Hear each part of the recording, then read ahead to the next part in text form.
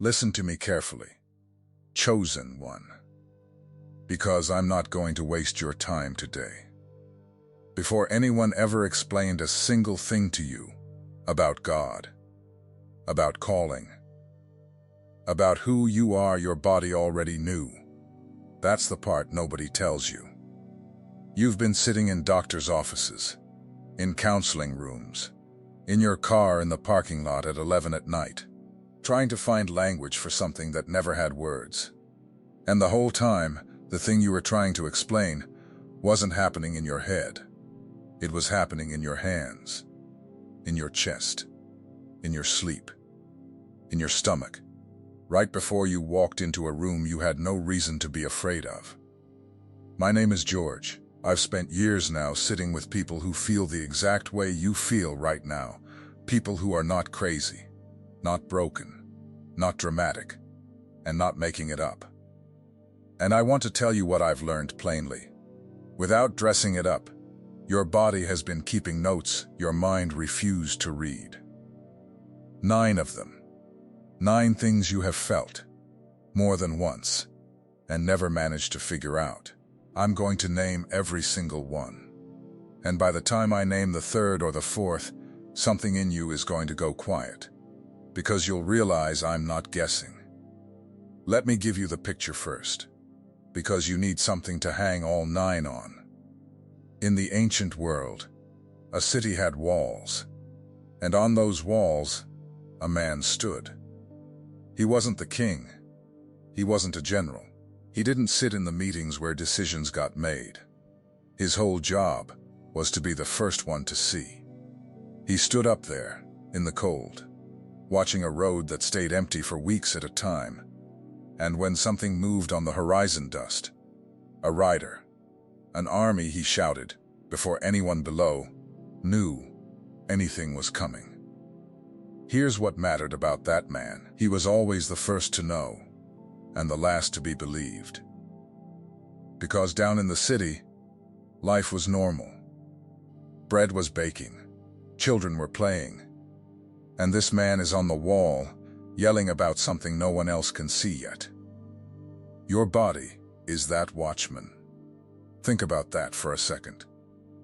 Your body has been standing on the wall of your life, shouting, and you've been down in the city telling it to be quiet. You've been telling it you're just tired, just stressed, just too sensitive, just need more sleep, more coffee, more discipline. And the watchman keeps shouting, because the watchman is not confused. You are. The Bible is full of people whose bodies received the message before their minds could translate it. That's not a poetic idea I invented, it's written right there, over and over, and most people read past it because they're looking for the doctrine and skipping the description. So let's go through the 9.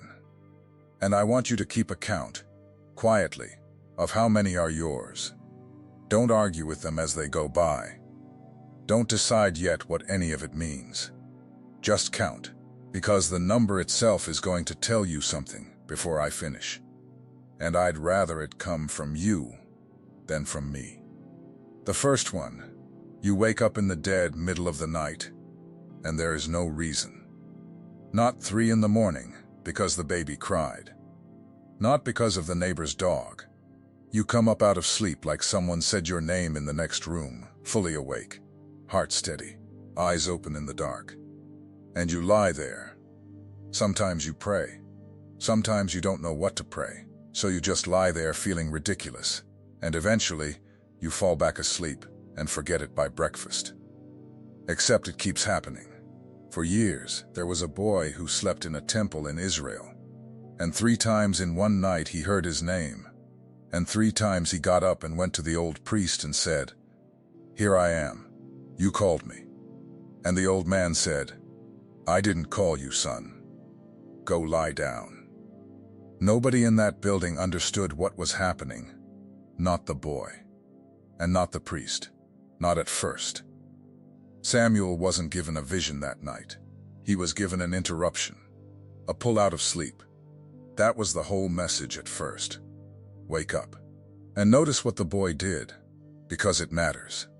He didn't lie there analyzing it. He got up. 3 separate times. In the dark, he crossed a cold floor and went to find the only man in that building who might have an answer.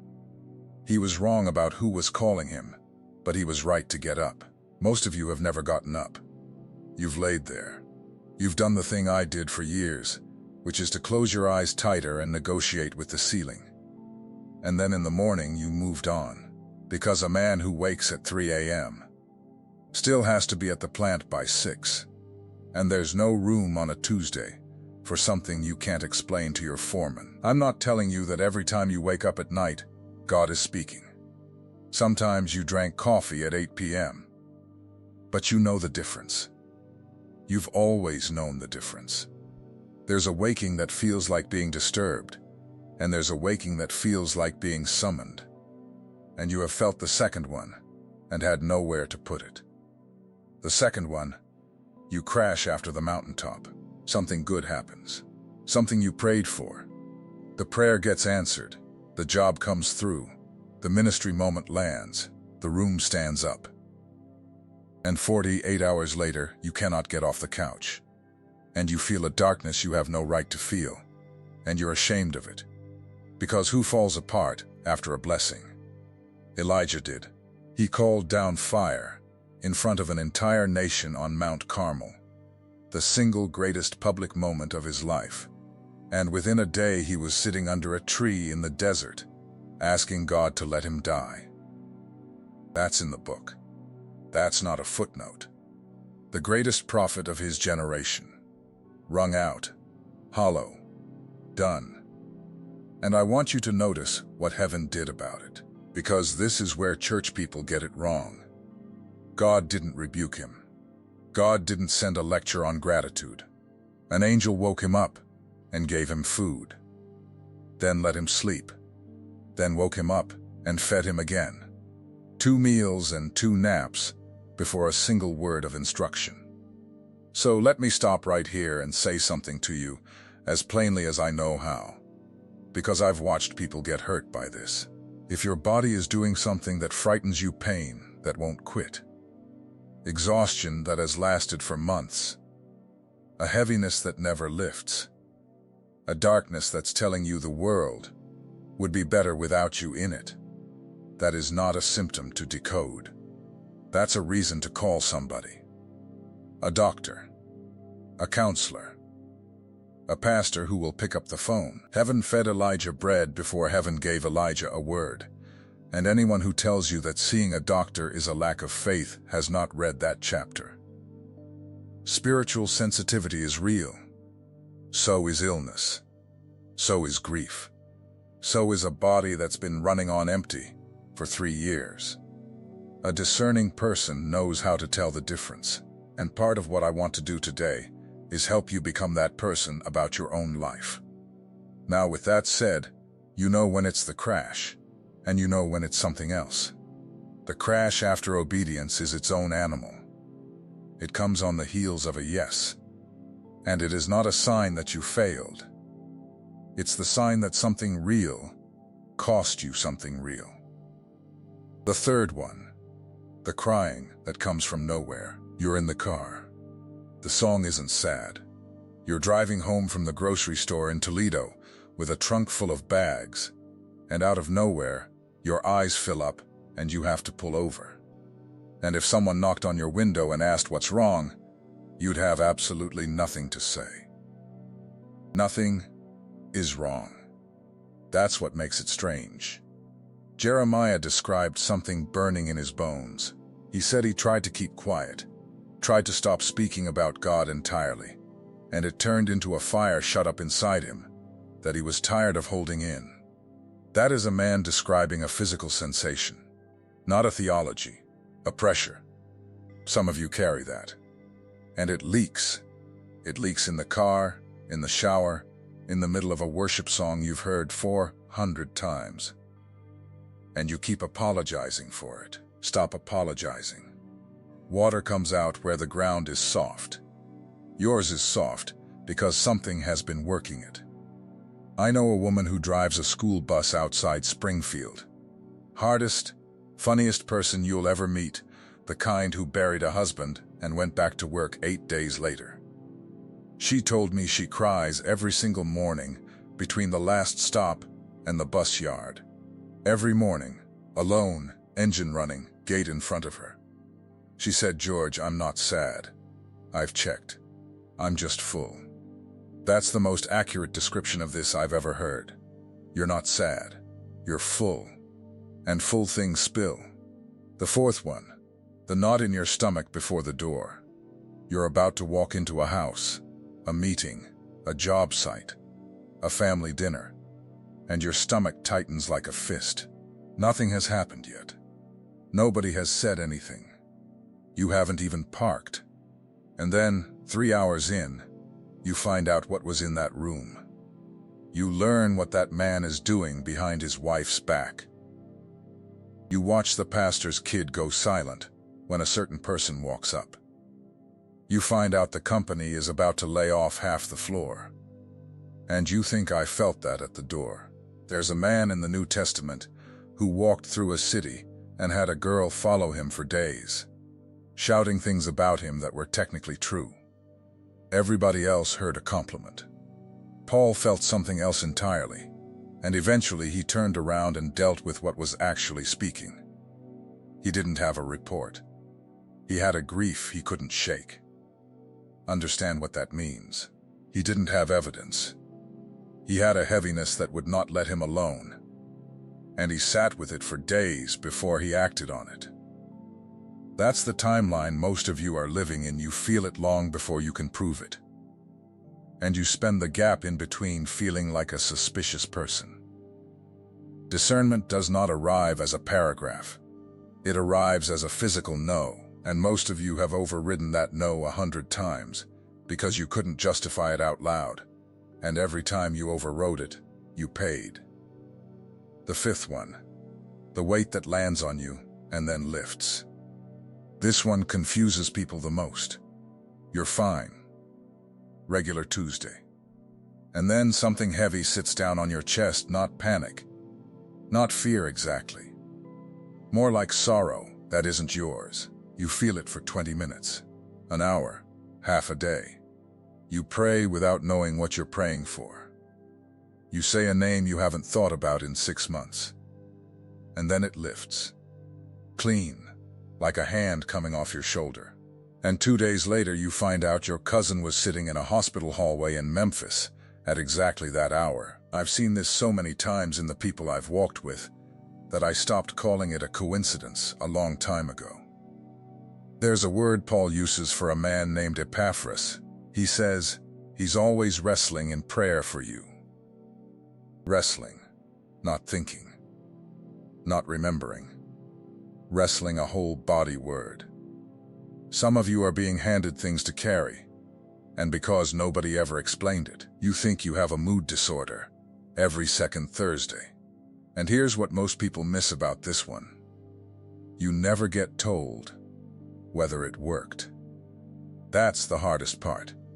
The weight lifts, and you go make dinner, and you never find out what happened on the other end of it, or whether anything happened at all. You're carrying freight with no shipping label and no receipt. Nobody thanks you because nobody knows.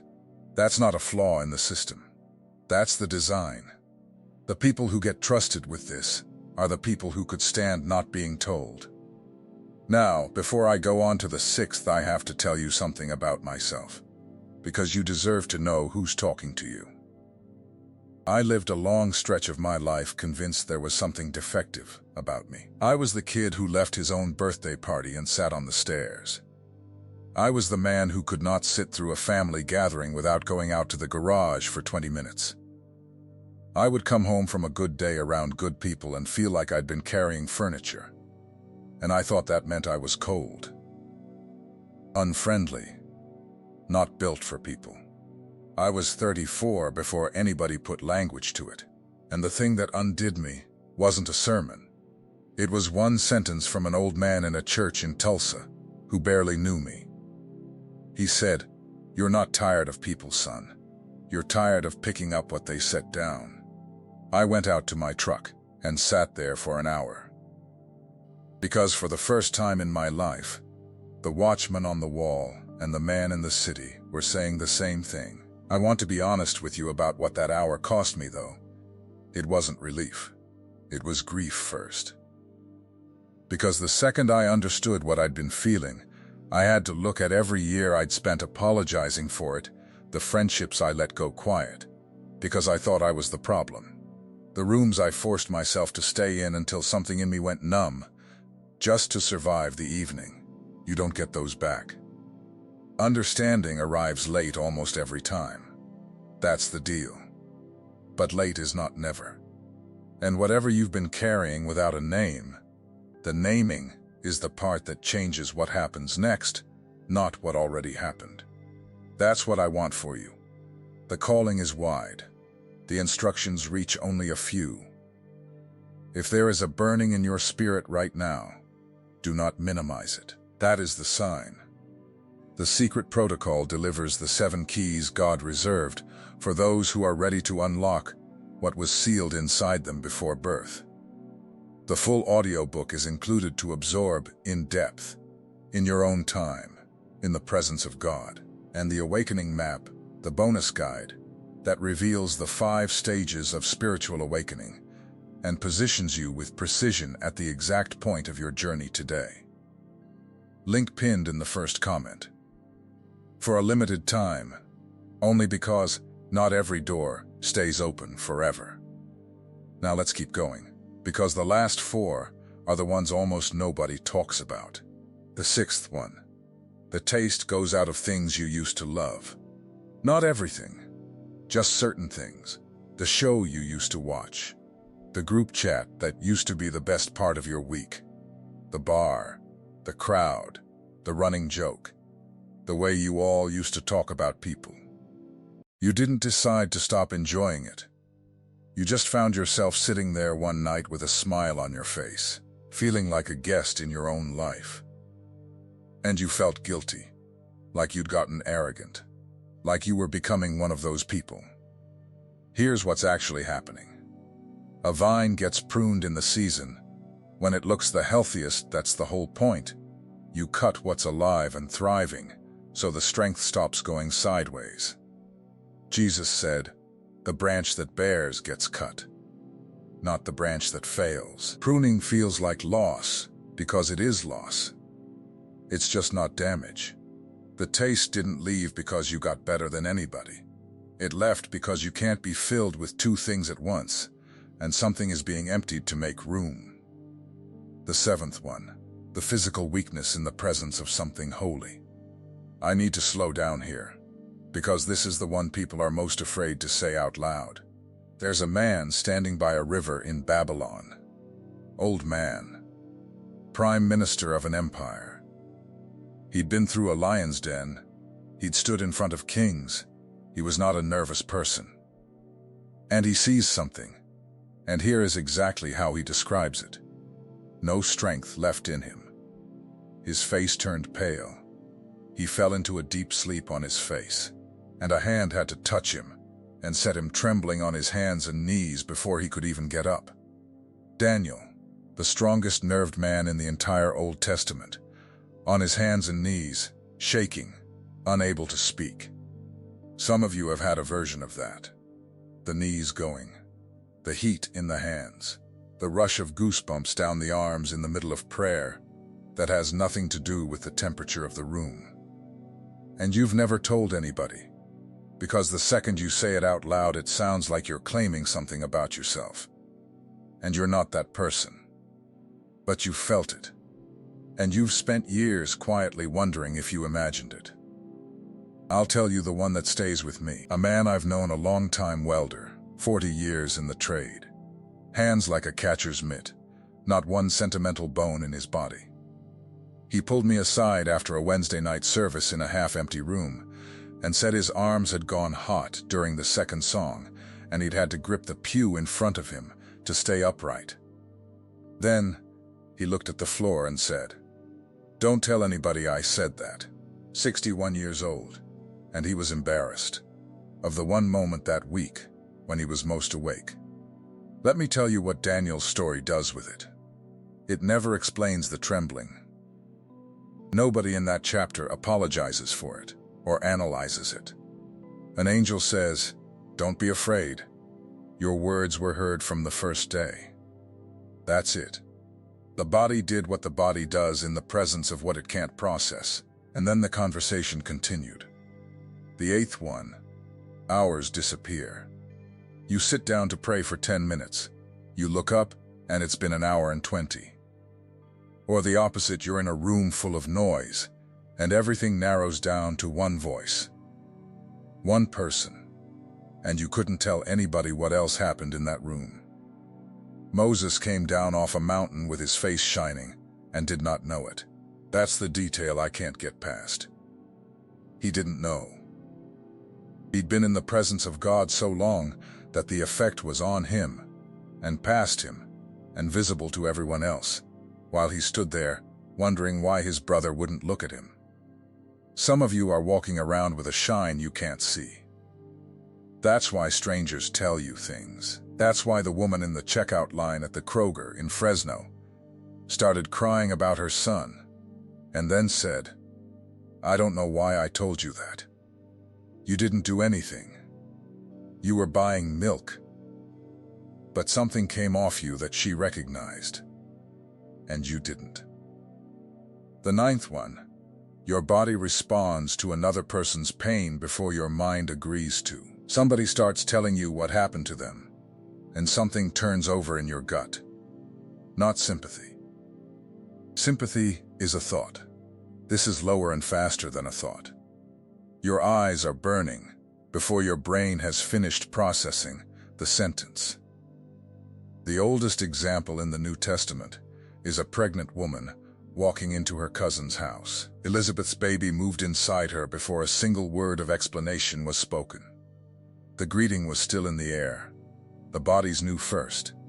That's the whole pattern of this message, from the first symptom to the ninth. The body knows first. And then, if you're paying attention, understanding comes to explain what already happened. So what do you do with 9 things you've been carrying alone? 3 things. And I'm going to make them simple, because complicated instructions never get followed. First, stop punishing the watchman.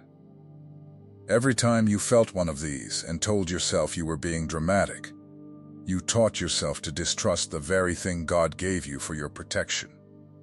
You can't sharpen an instrument you're ashamed of.